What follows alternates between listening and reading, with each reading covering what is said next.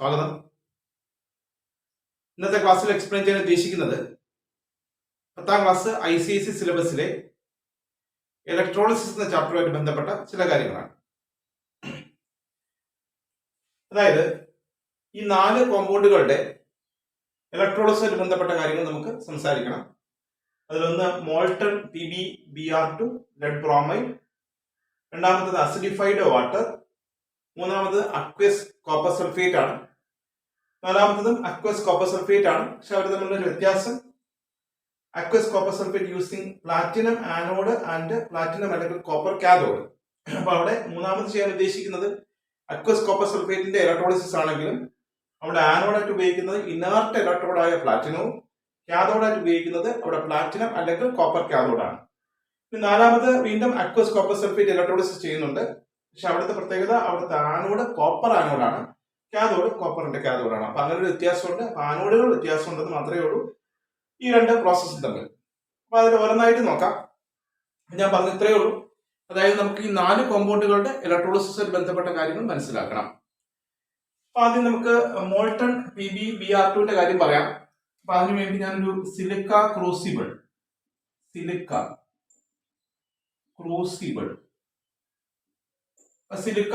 എന്ന് വെച്ചാൽ high temperature withstand ചെയ്യാൻ പറ്റുന്ന ചെറിയ പാത്രങ്ങളെയാണ് സിലിക്ക ക്രൂസിബിൾ കൊണ്ട് ഉദ്ദേശിക്കുന്നത്. അപ്പൊ അതിന് കാരണം നമ്മൾ ഈ പറഞ്ഞിരിക്കുന്ന ഒന്നാമത്തെ പ്രോസസ്സിനകത്ത് മോൾട്ടൺ സ്റ്റേറ്റിലാണ് ചെയ്യുന്നത്. അപ്പൊ ഒരുക്കേണ്ട ആവശ്യമുണ്ട്, ചൂടാക്കേണ്ട ആവശ്യമുണ്ട്. അപ്പൊ അതുകൊണ്ട് തന്നെ ചൂട് വിസ്റ്റാൻഡ് ചെയ്യാൻ പറ്റുന്ന ആ പാത്രങ്ങൾ ഉപയോഗിക്കണം എന്ന് മാത്രമേ ഉള്ളൂ. അപ്പൊ അതിനകത്തേക്ക് ഞാൻ PbBr2 ഇട്ടു. PbBr2 പിന്നെ ഇലക്ട്രോളിസിസ് ആണ്. അവിടെ ആനോഡും കാഥോഡും ഒക്കെ വേണം. സോ ഞാൻ കാഥോഡ് ആനോഡ് ഒക്കെ ആയിട്ട് ഇനേർട്ട് ഇലക്ട്രോഡ് തന്നെ ഉപയോഗിക്കുന്നു. ഇനേർട്ട് ഇലക്ട്രോഡ് ആയിട്ട് ഗ്രാഫൈറ്റ്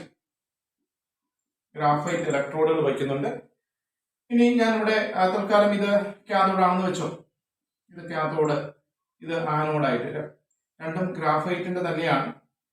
ബാറ്ററി കണക്ട് ചെയ്തു. ഓക്കെ, ഈ ബാറ്ററിയുടെ വോൾട്ടേജ് ഏകദേശം 12 വോൾട്ടിന്റെ ബാറ്ററികളാണ് വെക്കാറുള്ളത്. അപ്പൊ അതൊന്നും വലിയ സിഗ്നിഫിക്കന്റ് ആയ ഒരു കാര്യമൊന്നും അല്ല. ബാക്കി നമ്മൾ ഇലക്ട്രോളിസിസ് പ്രോസസ്സിലേക്ക് വരികയാണ്.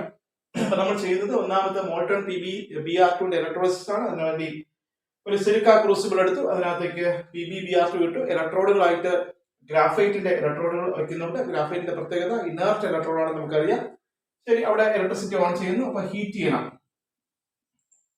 കാരണം മോൾട്ടൺ PbBr2 ആണ്. അപ്പൊ നമുക്ക് അയണൈസേഷൻ നോക്കാം.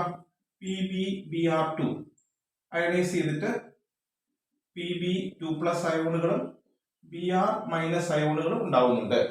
അപ്പോ മോൾട്ടൺ PbBr2 അയണൈസ് ചെയ്യുന്ന സമയത്ത് കിട്ടുന്ന അയോണുകൾ ഏതൊക്കെയാണ് എന്ന് ചോദിച്ചാൽ നമ്മൾ ഈ രണ്ട് ഉത്തരവും പറയണം. Pb2+ അയോണുകളും പിന്നെ Br- അയോണുകളും ഉണ്ടാവുന്നുണ്ട്. അപ്പൊ അതില് കാഥോഡിലേക്ക്, ഈ കാഥോഡിന്റെ പ്രത്യേകത കാഥോഡിൽ റിഡക്ഷൻ ആണ്.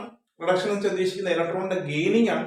ഇലക്ട്രോൺ ഗെയിനിങ് സംഭവിക്കണമെങ്കിൽ ഇലക്ട്രോൺ കുറവുള്ള ഒരാളിന് സംഭവിക്കണം. അതായത് Pb2+ കാഥോഡിലേക്ക് ചെല്ലണം. എന്നിട്ട് 2 ഇലക്ട്രോണുകളെ ഗെയിൻ ചെയ്തിട്ട് Pb ആയിട്ട് മാറുന്നുണ്ട്. അപ്പൊ ഒരു ഗ്രേ കളറിലുള്ള Pb അവിടെ ഫോം ചെയ്യണം. അപ്പോ കാഥോഡിലെ റിയാക്ഷൻ, കാഥോഡില് Pb2+ 2 ഇലക്ട്രോണിനെ ഗെയിൻ ചെയ്തിട്ട് Pb ആക്കി മാറ്റി. അതേസമയം ആനോഡിലേക്ക്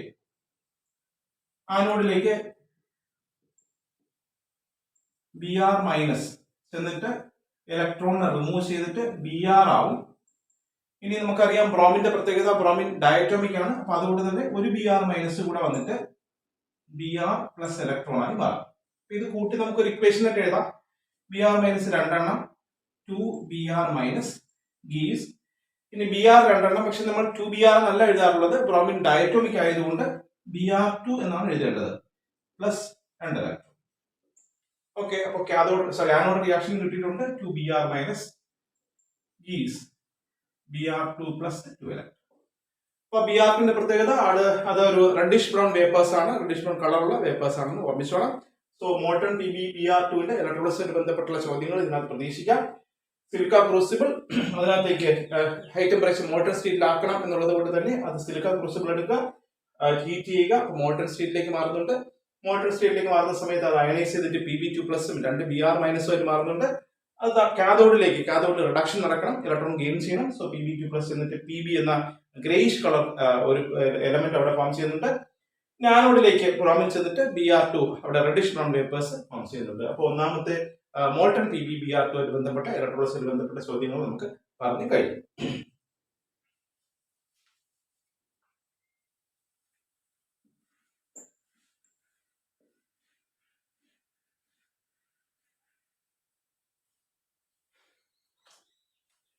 രണ്ടാമത്തെ അസിഡിഫൈഡ് വാട്ടർ ഇലക്ട്രോളിസിസ് ചെയ്യാം. അപ്പൊ അതിനുവേണ്ടി ഒരു സ്പെഷ്യൽ അപ്പാരറ്റസ് പോലെ നമുക്ക് വേണമെങ്കിൽ പറയാം. സ്പെഷ്യൽ അപ്പാരറ്റസ്, ഇങ്ങനെയൊക്കെയുള്ള ഒരു അപ്പാരറ്റസിന്റെ കാര്യം പറയാം. അതിനകത്തേക്ക് ആനോഡ്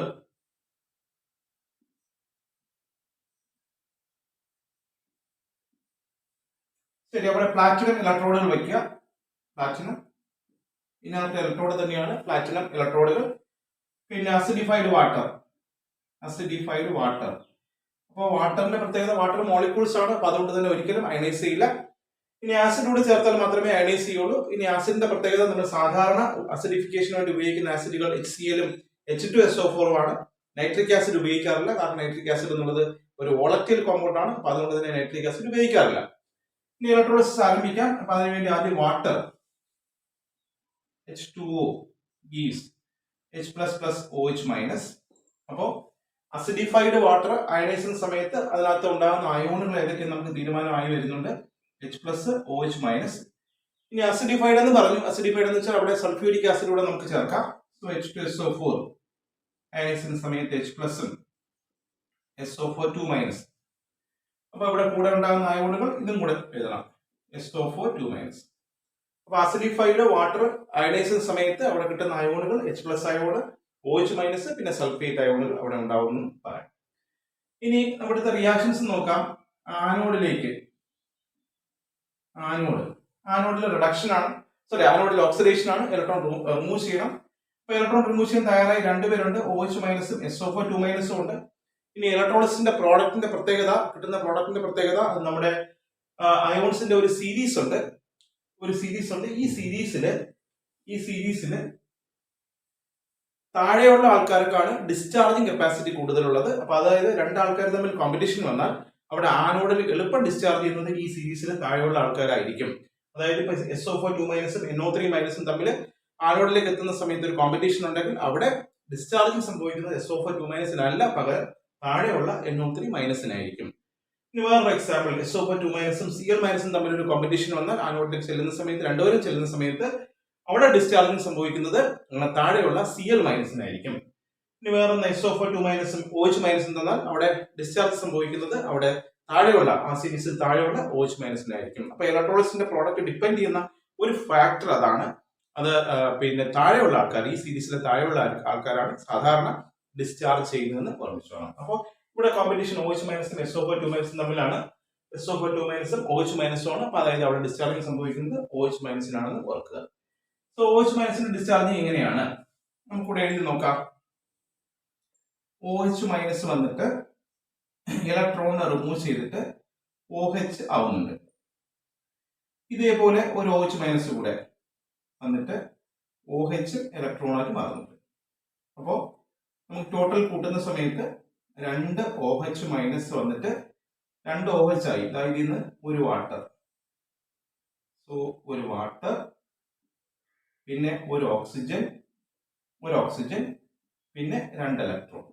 അപ്പോൾ ആനോഡിൽ സംഭവിക്കുന്ന കാര്യങ്ങളാണ് എഴുതിയിരിക്കുന്നത്. 2 OH- വന്നിട്ട് ഓയും വാട്ടറും 2 ഇലക്ട്രോൺ.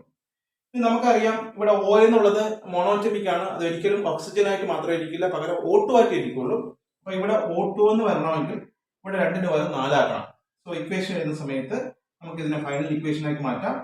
O2 എന്നാക്കണമെങ്കിൽ 2-ന് പകരം 4 OH- ഈസ് ഇത് ഇരട്ടി 2 H2O പ്ലസ് 4 ഇലക്ട്രോൺ.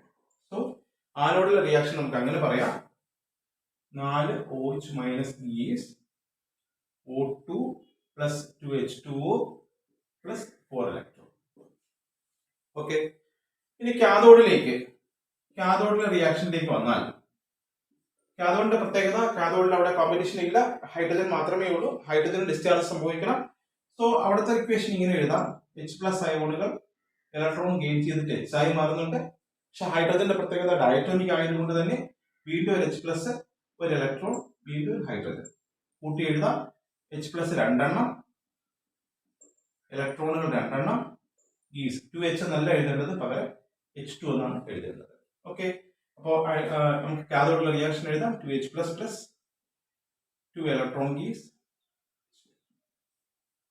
ഓക്കെ, അപ്പോൾ കാര്യം ഇത്രയേ ഉള്ളൂ. അസിഡിഫൈഡ് വാട്ടറിന് ഇലക്ട്രോളിസിസ് ചെയ്യുന്ന സമയത്ത് ഉണ്ടാകുന്ന അയോണുകൾ H പ്ലസും OH മൈനസും SO2 മൈനസും ആണ്. പിന്നെ കാഥോഡിലെ reaction 2H plus plus 2 electron gives H2, ആനോഡിലെ റിയാക്ഷൻ 4OH minus gives O2 plus 2H2O plus 4 electron എന്ന് മനസ്സിലാക്കണം. ഈ സ്പെഷ്യൽ അപ്പാരറ്റസിനെ നമ്മൾ സാധാരണ ഹോഫ്മാൻ വോൾട്ടാമീറ്റർ എന്ന പേരിലാണ് അറിയപ്പെടുന്നത്. അസിഡിഫൈഡ് വാട്ടർ ഇലക്ട്രോളിസിസ് സമയത്ത് ഇലക്ട്രോളിസിന് വേണ്ടി ഉപയോഗിക്കുന്ന ആ അപ്പാരറ്റസിനെ ഹോഫ്മാൻ വോൾട്ടാമീറ്റർ എന്ന പേരിലാണ് അറിയപ്പെടുന്നത് ഓർമ്മിക്കുക.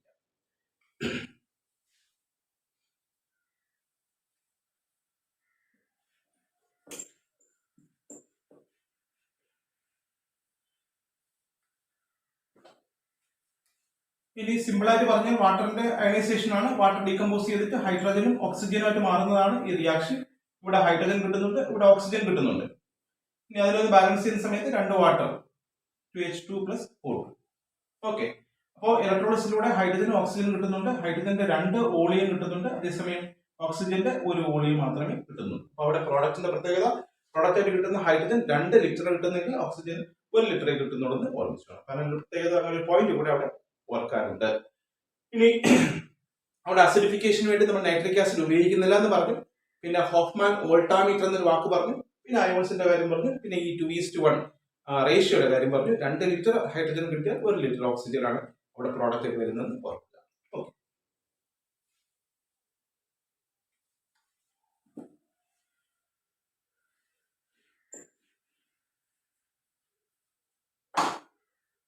ഇനി അടുത്തത് അക്വസ് കോപ്പർ സൾഫേറ്റ് ആണ്. അപ്പൊ അക്വസ് കോപ്പർ സൾഫേറ്റ് എന്ന് വെച്ചാൽ ഒരു സാധാരണ പാത്രം മതി, അവിടെ ഹീറ്റ് ചെയ്യാനില്ല. അപ്പൊ അതുകൊണ്ട് തന്നെ സിലിക്കൺ ക്രൂസിബിൾ ഒന്നും വേണ്ട, ഒരു ബീക്കർ മതി.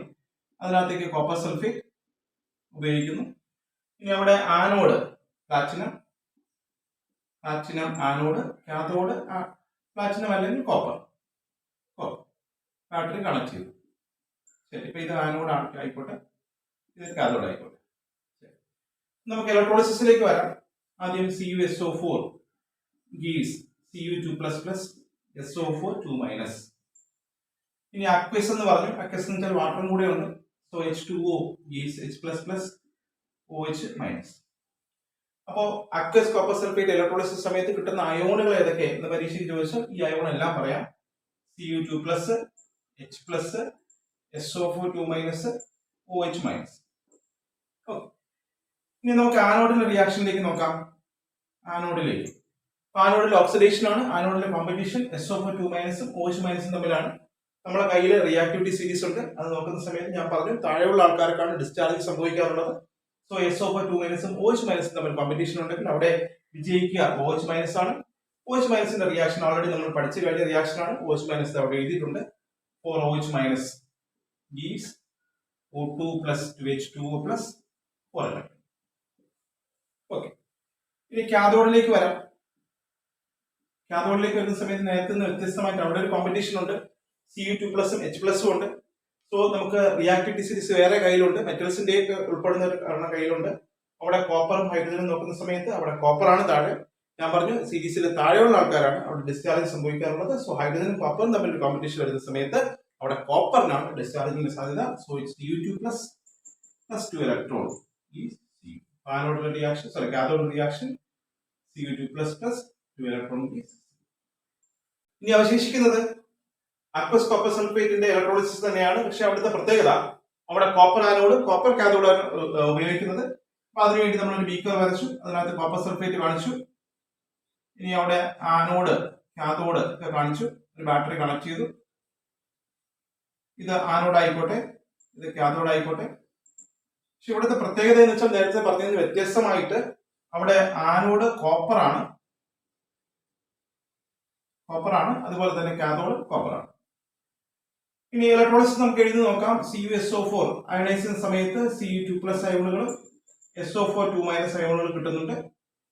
അതേപോലെ തന്നെ അവിടെ വാട്ടർ ഉണ്ട്, അക്വസ് ആയതുകൊണ്ട് വാട്ടർ ഉണ്ട്. സോ എച്ച് പ്ലസ് OH മൈനസും ഉണ്ടാവുന്നുണ്ട്.